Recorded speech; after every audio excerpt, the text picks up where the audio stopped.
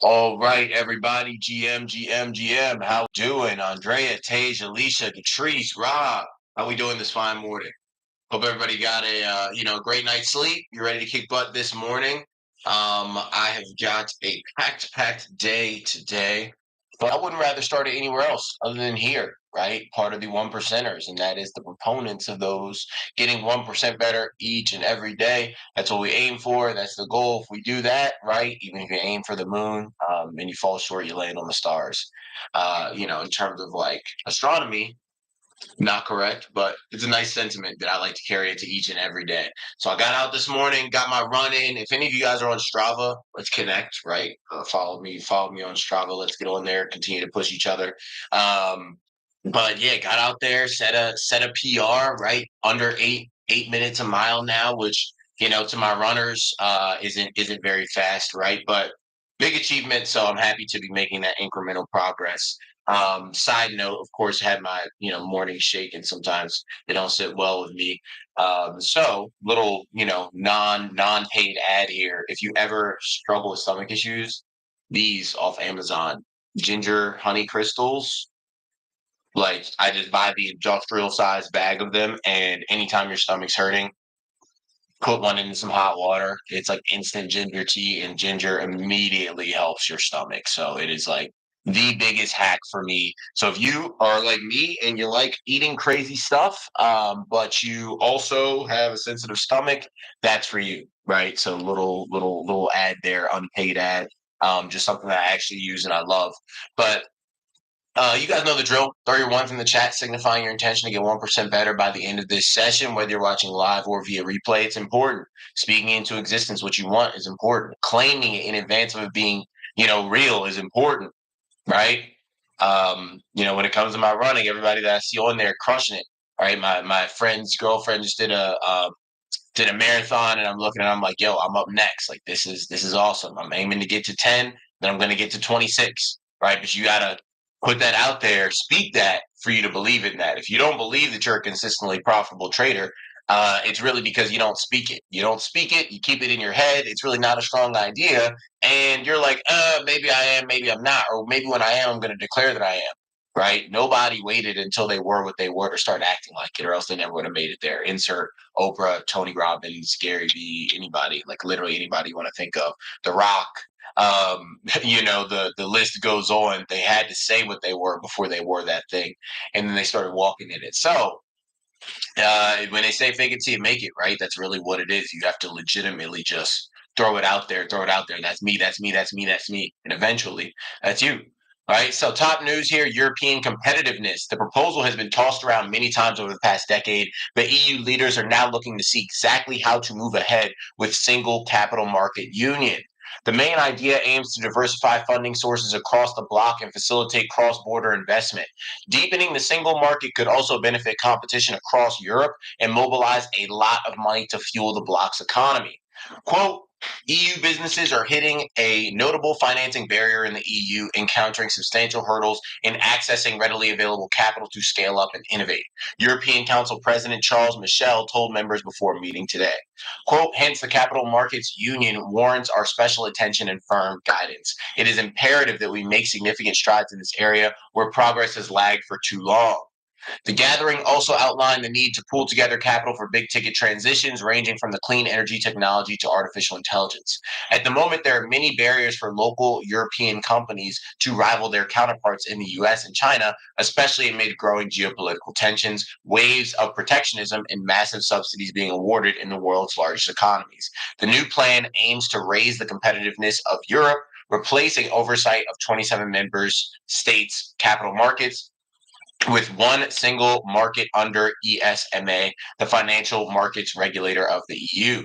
Not everyone is on board. There is a rift between larger countries like France and Italy that support the plan and smaller countries that already have prominent financial markets like Luxembourg and Ireland.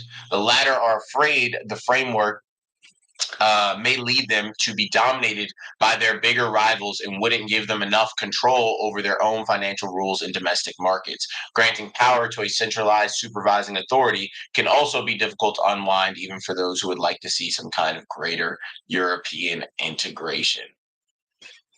So yeah, I mean, big ticket transitions. It's tough just across the board when it comes to facilitating things through multiple governments. There's regulation, there's this, there's that, and it can cause things to lag, right?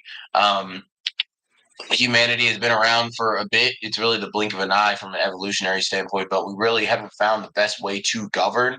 And one of the issues, involved with hearing everyone's voice or having regulatory bodies in place is that stuff moves slowly, right? Stuff in America moves slowly. Stuff in combination with American in other countries moves slowly.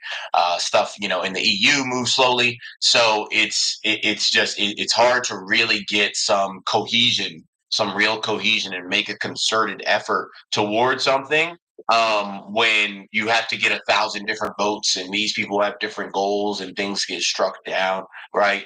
And that's why you really just hope that at some point that we just don't reach that AI singularity. Because if I'm ChatGPT version 27, and I sit here and my job is to aid humans, and I look at how bad humans are at helping themselves or literally getting anything done to actually make actionable progress, it's like there's no reason for you to be governing yourself. So this is in your own best interest for there to be a unilateral power that makes unilateral decisions, right? Which is a scary thought, but like we really don't get much done at all, and that's really why the powers that be stay in power, and those that aren't, stay out of it because the systems never change fast enough to keep, or the guardrails never keep up with those that are setting the pace, right? um, so until that flips, which it never will be, at this rate, you're always going to have people that take advantage of the system in a system that lags. In terms of healthcare here, Meet Your Genes, 23andMe, ticker ME, CEO Anne Wojcicki, I think it's pronounced Wojcicki, is looking to take the struggling DNA testing company private just under 3 years since its market debut. Valued at over $6 billion at its peak and only 188 million today. Sheesh. 23andMe has seen its stock crater over the years as the popularity of its DNA tests waned and efforts to diversify revenue streams fell flat. Yeah, I mean, your biggest play here is selling data when you have all of that data, right? Selling it to healthcare companies and tech companies. It also faced mounting litigation over a hacking incident that impacted around 6.9 million users. Hacking incident. It wasn't a hacking incident. They took their own data and likely sold it and had to mask it as a hacking incident. That's also what's going on, right? Is that these hacking incidents are so rampant that when companies sell data, they can just frame it as that, right? So you look at Meta, they sold a ton of data to Netflix, right? Messenger data and all this other stuff they sold to Netflix, which is illegal. And they're, getting in trouble in court over it, blah, blah, blah. They're big tech. We'll see if anything, happens. But the money is in the data. And now a lot of companies are just saying, oh, we got hacked and we accidentally sent millions of users, information got leaked. Right. And then a Venmo comes through for like, 300 million and everybody walks away happy. Um, Let's see here. Wojcicki, who is planning to scout for potential partners and financing sources, wishes to maintain control of the company and wouldn't support any alternative transaction. I feel like it would be smart to make some type of AI play at this point, right? I feel like the writing is kind of on the wall. You send out some update to everybody, in your system. Hey, 23andMe people, we are updating our terms of agreement, da da da, make it a 300-page document. Make them say okay, make them say if you don't opt into this within 30 days, then it's an automatic opt-in under this clause that we had in your initial opt-in, and we're going to sell your data, right? So if that's legal or not, I don't know. That's for their lawyers to figure out, but I feel like they could find a way. But that is like the only play. When you're sitting on that much data, like it's valuable. It's just whether or not people are going to be mad about you sending it somewhere. Um, in terms of tech news, chips, the U.S. federal government is speeding ahead with its plan to boost semiconductor chip production. Micron Technology, ticker MU, is the latest to be awarded a $6.1 billion grant to support its planned projects for advanced memory computer chips in Idaho and New York. The planned mega fab in the Empire State will be, quote, the best thing that's happened probably since the Erie Canal for the Syracuse area, according to Senate Majority Leader Chuck Schumer. As previously mentioned on Wall Street Breakfast, all grant funding under the CHIPS Act is planned to be allocated by the end of this year. In terms of media news, goes the clock. The proposed bill forcing TikTok to divest from China's ByteDance or face a US ban might get fast-tracked, boosting shares of rival apps like Snapchat and Pins, right? Snapchat, ticker being Snap, and Pins is the ticker for Pinterest. To note, Wedbush Securities believes Meta and Google stand to benefit the most if TikTok bill becomes law, for sure. President Biden recently discussed concerns about TikTok ownership with Xi Jinping, though China declared that a move to divest the app would backfire on the U.S. recall. The former Treasury Secretary Steve Mnuchin. Oh, on the U.S. They forgot a second period. There should be a period there. Okay. All right, I'll restart. President Biden recently discussed some concerns about TikTok's ownership with Xi Jinping, though China declared that a move to divest the app would backfire on the U.S. Period. Recall that former Treasury Secretary Steve Mnuchin is also putting together a group of investors to acquire TikTok if the bill passes. You gotta love that, right? People that set laws going out and just making a running up a check in the stock market and buying companies and all this stuff. Just the system, somebody's going to work it. Somebody is definitely going to work it, and they'll do it in plain sight, and they do not care. Today's markets in Asia, I mean, it's weird, right? I feel like you can't, like, for something that has that much sway on the minds of like young people too. I doubt people are, especially someone who's alive with a certain party, right? Like, I feel like if I'm a Republican and I'm a diehard Republican and I see a Democrat and a group of Democrats get their hands on something like TikTok, right?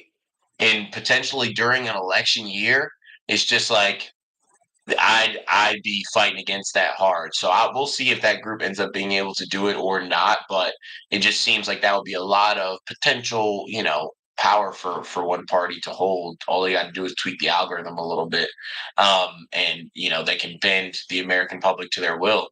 In terms of today's markets, mostly green in Asia. Japan, we're up 0.3%. Hong Kong up 0.8. China up 0.1. India down 0.6. In London, we're up 0.2. Paris up 0.4. Frankfurt flat. The Dow up 0.2, S&P up 0.3, NASDAQ up 0.3, crude down 1.2, gold up 0.4, Bitcoin down 1.6% to just under 62K. Today's economic calendar, initial jobless claims at 8:30 a.m. Nothing else really important. Leading indicators at 10 a.m. So you might see some volatility there at 10 a.m. Just understand that that's what it is. And we'll wrap up here with a rapid fire stock news rundown. Netflix earnings preview, subscriber growth, and ad tier performance. The expectations are kind of high here with Netflix. With them, it's now been a few quarters since they cracked down on the password sharing. And they've instituted the ad tier, right? And now you've got other companies that are doing the same thing. And I think that, if this shows positively for Netflix, I think that Disney can really do great things in terms of their guidance and their forecasting being very positive if they institute the same changes, right? So if you're in the same business as someone else, you're like, hey, they made these changes and they're doing awesome. We're now making these changes. We can forecast us doing this awesome. It's great for the stock. Google moves ahead with layoffs, planning country moves. Oracle, again, Google, more layoffs. Learn AI, learn how to put your money to work for you. Oracle to invest $8 billion in Japan amid cloud computing AI demand. White House calls for tripling China tariffs on steel, aluminum imports. Baltimore port closures cost CSX up to $30 million per month. Sheesh. Weaker guidance from Equifax to EFX on soft mortgage demand. More chips. Check out the latest earnings from Taiwan Semiconductor. Fed's Mester calls for more data before taking any action on rates. U.S. reimposes oil sanctions on Venezuela over election concerns. Silver outshines gold, set for second highest ever market deficit. So that'll wrap us up, people. Here we go. Today, Friday Eve. I will have to be on the road around probably open or shortly after open. So just a heads up, maybe like 10 a.m. But yeah, we'll see what the market has for us. If it wants to start to move, awesome. Right now, we're just managing everything like our playbook says when it is, crusty, kind of choppy market conditions. Yes, we're moving down and we have been, but it's been over the course of a longer period of time and it's not, fun intraday movement for the most part. It's like a nasty bleed down. So let's see here. Oh, there we go. All right, yeah, that's something else I got to attend to before I get out of here. But anyways, guys, let's make it a great day. Stick to what I talked about outlined in the group, and continue to finish this week strong. Right, everybody have a great rest of your day. We'll talk tomorrow for our last session of the week. Peace.